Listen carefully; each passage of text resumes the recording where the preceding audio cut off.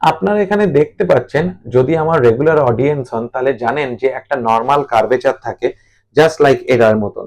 এই কার্ভেচার এই এক্সরেতে কিন্তু আর নেই, তার মানে মায়ের লস অফ লাম্বার লর্ডোসিস হয়ে গেছে। চলুন এই জার্নিতে আমাদের সঙ্গে, বেশিক্ষণ লাগবে না, শেষে মায়ের যদি হাসিটা ফোটে তাহলে আপনারও ভালো লাগবে কিন্তু। চলুন।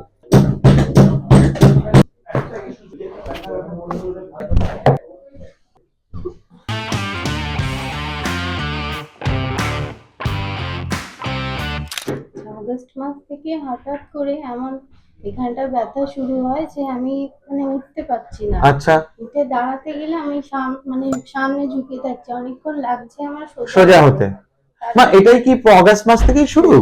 তার আচ্ছা, আগে ব্যথাটা হতো কিন্তু একটু রেস্ট নিলে কমে যেত। কত বছর আগের কথা বলছেন? এটা আগস্টের আগের কথাই বলছি। কত বছর আগে জিনিসটা? 10-12 বছর আগে থেকে। ও 10-12 বছর থেকে শুরু হয়েছে? গিয়েছিলাম, তারপর থেকে এটা পড়ে যাওয়ার পর থেকে আর কি হয়েছে। মা একটু দাঁড়ান, আমরা দেখি কোথায় আপনি বলছেন যে ফুলে যাচ্ছিল, যেটা সেটা কোথায় হচ্ছে সেটা দেখান। ফুলে যেত কোথায় মা? এই জায়গাটায় ফুলে যেত। ফুলে গেলে তখন আপনি ঝুঁকে পড়তেন? ফুলে গেলে তখন আবার বুকে ব্যথা করতো, তারপর একটু শুয়ে পড়তাম। আচ্ছা, কিছুক্ষণ শুয়ে থাকলে বা একটু রেস্ট নিলে তারপর হ্যাঁ, ধরুন দুপুরবেলার দিকে একটু শুয়ে পড়লাম, সন্ধ্যার পর একটু ঠিক হয়ে যেত। আচ্ছা। তার থাকতো না। তো অগাস্ট মাসে কি হলো যে এমন? হলো যে আর সেটা কমছেই না। তাই আচ্ছা, ভেবেছিলাম যে কমে যাবে, ঠিক কিন্তু কথা। কমছে না। হ্যাঁ, 2-3 দিন পর ডক্টর দেখালাম, তো ওষুধ খেয়ে 5 দিনের অ্যান্টিবায়োটিক মানে পেন কিলার খেয়ে কমলো, ওকে মা। কিন্তু আবার ব্যথা। আচ্ছা, তো তখন আমি এখানে আসলাম। আচ্ছা। কত ব্যথা ছিল তখন যেদিন? 10-এ 10ই ছিল, অনেকটাই ব্যথা। আচ্ছা, তা তো মা, এই যে আপনার দৈনন্দিন জীবনে কি অসুবিধা ছিল? ঘর সংসার স্বাভাবিকভাবে সামলাতে? সংসারের কোনো কাজ তো আমি করতে পারছিলামই না, শুধু রান্নাটাও করতাম কিন্তু বেশিক্ষণ দাঁড়াতে পারতাম। আচ্ছা, দাঁড়ালে এখানটা ব্যথা ভারী হয়ে যায় আচ্ছা, কোমরটা। বসতে গেলে মানে ব্যথা লাগে, প্রচুর ব্যথা লাগে। আচ্ছা, আচ্ছা, কিন্তু একটু শুয়ে তারপর এটা একটু নরমাল হয়। আচ্ছা। তো আমরা শুনতে পারলাম, বুঝতে পারলাম, জানতে পারলাম যে মায়ের কোমরের ব্যথা। এবারে এক্স্যাক্টলি কেন কোমরের ব্যথা মা বলেছে, পরে গিয়েছেন, তো আমরা এই এক্সরেটা একটু দেখে বুঝতে পারবো, একটা যে ইঙ্গিত একটা এক্সরে দেবে যে কোথা থেকে আসছে, যাতে কারেক্ট ডায়াগনোসিসটা পাওয়া যায়। তো চলুন আসি, আমরা একটু এক্সরেটা দেখেই নি। আসুন। আপনারা এখানে দেখতে পাচ্ছেন, যদি আমার রেগুলার অডিয়েন্স হন তাহলে জানেন যে একটা নর্মাল কার্ভেচার থাকে জাস্ট লাইক এটার মতন। এই কার্ভেচার এই এক্সরেতে কিন্তু আর নেই, তার মানে মায়ের লস অফ লাম্বার লর্ডোসিস হয়ে গেছে, যার ফলে ওনার muscle spasm is too much high.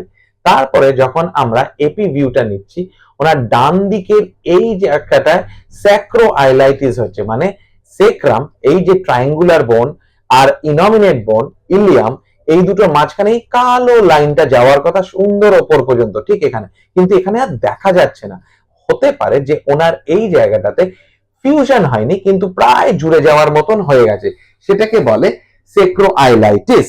মানে মায়ের ডান দিক, তো আমরা পিছন থেকে দেখছি, তো এই যে জয়েন্টটা, এই জয়েন্টটা প্রায় একদম বন্ধ হয়ে গেছে, সেই জন্য পাটা আর ঘুরছে না বা কোমরটা আর ঘুরছে না। দুটোই যখন না ঘুরে আর আমরা যখন হাঁটার চেষ্টা করি, ঠিক এই জায়গাটাতে ফুলে যায়, ইনফ্লামেশন হয়, সোয়েলিং হয়। তো সেইটাই মা বলছেন, যাতে মাকে একদম ঝুঁকিয়ে দিচ্ছিল আর সোজা হতে দিচ্ছে না। তো দেখা যাক, আজকে আমরা ট্রিটমেন্টটা তো করে বুঝতে পারবো মায়ের সেই কম ব্যথাটা আগে কমলো কিনা, আর কমলে কতটা কমেছে। চলুন এই জার্নিতে আমাদের সঙ্গে, বেশিক্ষণ লাগবে না, শেষে মায়ের যদি হাসিটা ফোটে তাহলে আপনারও ভালো লাগবে কিন্তু। চলুন।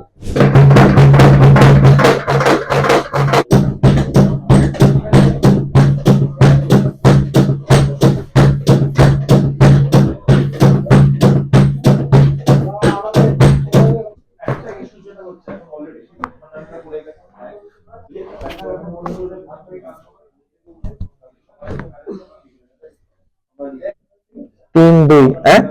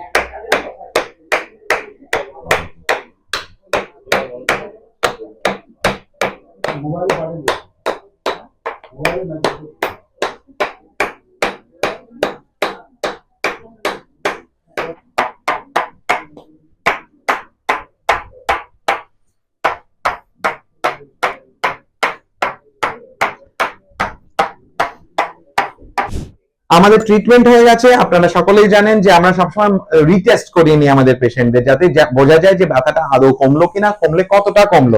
তো মাও আজকে যেহেতু কোমরের ব্যথা, ফরওয়ার্ড বেন্ড করা মায়ের নিষেধ আছে, তো আমরা সেটাই দুবার টেস্ট করিয়ে দেখবো। হাঁটু সোজা রেখে মা দুবার পায়ের আঙুল ধরে চলে আসুন, দেখি কিরকম লাগে।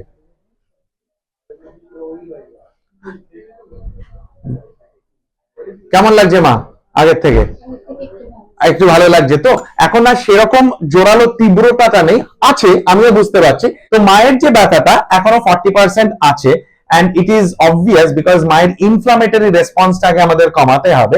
তো মাকে আমাদের স্পেশালাইজ এক্সারসাইজ কেয়ার দেওয়া হবে, প্লাস মাকে ফিজিওথেরাপি রিহ্যাব, আমরা ফিজিও রিহ্যাব বলি, সেটা এখন যাবেন, উনি করবেন।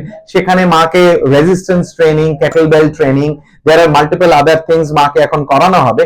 সেই ফিজিওথেরাপিউটিক মোডালিটি ইউজ করা হবে। তারপরে আমরা আবার দেখব যে মা কেমন আছে। তো মায়ের কিন্তু এখন তাড়াতাড়ি ছুটি নয়, এখনো সময় লাগবে। আর এক্সারসাইজটা ভালো করে করবেন, কিন্তু সামনের দিকে ঝোঁকা যাবে না।